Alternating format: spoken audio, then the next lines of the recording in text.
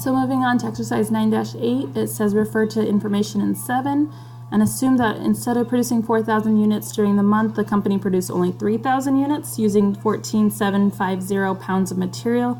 The rest of the material purchased remaining in raw material. Compute direct material price and quantity variances. So before, everything we purchased, the 4,000 units, material that we purchased for the 4,000 units was everything that we used in production. So it was the same, 4,000 units that we were talking about. But now we're buying 4,000 units at a specific price. So the price variance will be based on buying these 4,000 units. But we're only producing 3,000 units. So the quantity variance should only be based on 3,000 units. So using this amount of pounds. So it's kind of dividing our equation up. And so we need to be careful. Price variance is on 4,000 units. Quantity variance is on 3,000 units, right? And so it's typical in an organization that everything you buy doesn't necessarily mean it's going to be produced, right? Maybe we buy in bulk and we save it for later for the next production cycle. So, just because we buy it all at the same time doesn't mean we have to use it, right? And it'll stay in raw materials inventory, right? We'll requisition only part of it to go to work in process. So let's see how that's going to play out. So I just copied the same information, right? But instead of this information, I think they want you to think about this information instead of this one. So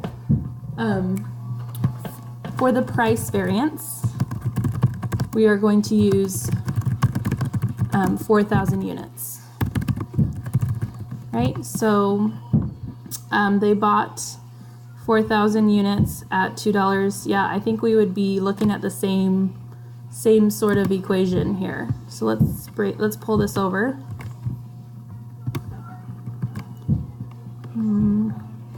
Let's pull this here. Okay, so we're going to disregard this side a little bit. So only for a price variance, we bought 4,000 units, right? And we bought it for $2.30, right? So we're using 4,000 units. They bought that, the units, right? Actual quantity, they did buy 20,000 pounds at $2.30. I would believe that our price variance would stay exactly the same because they bought that many number of units. The thing that's going to change is that we're only producing 3,000 units. So our quantity variance will change. So now we can focus on this side of the equation. So no change in that one. Quantity variance before was 4,000 unfavorable, right? So we have this left side and now we're going to focus on the right side, right? So we can use this A, Q, and SP 2 different times, but now let's change some of these values. Right, so we're worried about the quantity. That's where the variance is going to come in, right? So standard price will stay standard price, $2.50. Standard price, $2.50, right? But then they use so they actually use 14,750 pounds, right? 14,750 pounds. The standard would be 4.6 pounds, times it by, they only produced 3,000 units, right? They only produced 3,000 units. Before, we said they were producing 4,000, but 3,000 units is what we're going to use over here. So 3,000 units on a total basis would be 4.6 pounds per unit. They should have used 13,800 pounds, and they used 14,750. Should have used this amount. They actually used that amount. It's going to be unfavorable. And we could times that out. This one times it by this one equals this one times it by that one, right? The difference between these would be your unfavorable variance.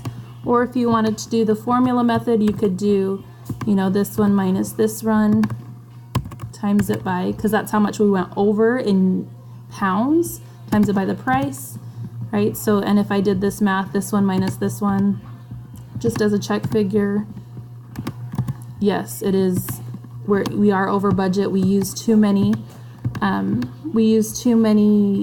Pounds to produce 3,000 units, and this was the standard, right? So we're unfavorable here. So previously, we said what they bought was 4,000. 4,000 units, and 20,000 pounds for 4,000 units.